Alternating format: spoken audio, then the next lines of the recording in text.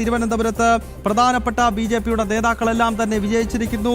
എം.ആർ. ഗോപൻ, പാപ്പനംകോട് സജി തുടങ്ങിയ ബി.ജെ.പിയുടെ കോർപ്പറേഷനിലെ സിറ്റിംഗ് മെമ്പർമാരാണ്. മാത്രമല്ല ബി.ജെ.പിയുടെ തിരുവനന്തപുരം കോർപ്പറേഷനിലെ പ്രധാനപ്പെട്ട ഫേസുകളെല്ലാം വിജയിച്ചിരിക്കുന്നു. പ്രജിത് മോഹൻ ചേരുകയാണ്. പ്രജിത്തെ, ഞാൻ മനസ്സിലാക്കുന്നത് പാപ്പനംകോട് സജി അല്പസമയം മുൻപ് പ്രജിത്തിനോട് സംസാരിക്കുന്നുണ്ടായിരുന്നു. ബി.ജെ.പിയുടെ പ്രധാനപ്പെട്ട നേതാക്കളെല്ലാം വിജയിച്ചു എന്ന് വേണ്ടേ മനസ്സിലാക്കാൻ? ആഘോഷം ആരംഭിച്ചുവോ പ്രജിത്ത്?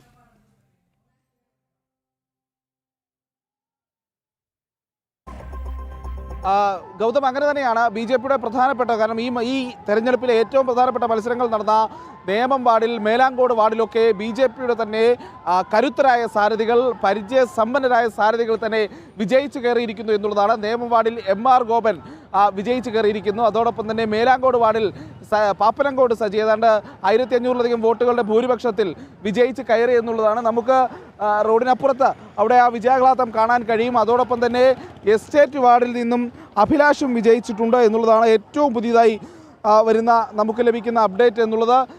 വലിയ ആഹ്ലാദ പ്രകടനങ്ങളിലേക്ക് ബി.ജെ.പി കടന്നു പോവുകയാണ്. എന്തായാലും വലിയ മുന്നേറ്റം നടത്തുകയാണ്. വിനീഷ്, ഏത് രീതിയിലാണ് ഇപ്പോഴത്തെ ഈ സമയത്തെ ലീഡ് നിലകളും കാര്യങ്ങളുമൊക്കെ?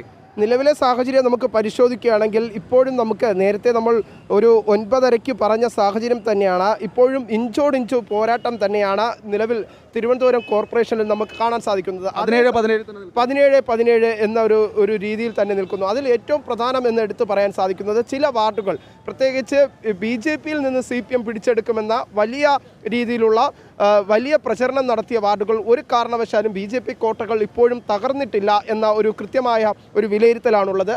അതാണ് ഏറ്റവും ശ്രദ്ധിക്കേണ്ടത്. ബി.ജെ.പിയുടെ കോട്ടകൾ പിടിച്ചെടുക്കുമെന്ന ആ പ്രഖ്യാപനമൊക്കെ വെറും വാക്കായി എന്നുള്ളതാണ് വിനീഷ് റിപ്പോർട്ട് ചെയ്യുന്നത്. ഒപ്പം എടുത്തു പറയേണ്ടത് CPMന്റെ കോട്ടകളിൽ ബി.ജെ.പിയുടെ കടന്നുകയറ്റമുണ്ട്, കോൺഗ്രസിന്റെ കടന്നുകയറ്റമുണ്ട് എന്നതാണ് ഈ തിരുവനന്തപുരം ഇത്തവണത്തെ കോർപ്പറേഷനിലെ തെരഞ്ഞെടുപ്പിൽ നമുക്ക് കാണാൻ സാധിക്കുന്നത്. ആദ്യഘട്ടം മുതൽ മനസ്സിലാക്കാൻ സാധിക്കുന്നത് CPMന്റെ പല സീറ്റുകളും, സിറ്റിംഗ് സീറ്റുകളും UDF പിടിച്ചെടുത്തിരിക്കുന്ന സാഹചര്യത്തിൽ പോകുന്നു. 2 സീറ്റുകൾ ഇപ്പോൾ ബി.ജെ.പി ലീഡ് ചെയ്യുന്ന സാഹചര്യത്തിൽ പോകുന്നു.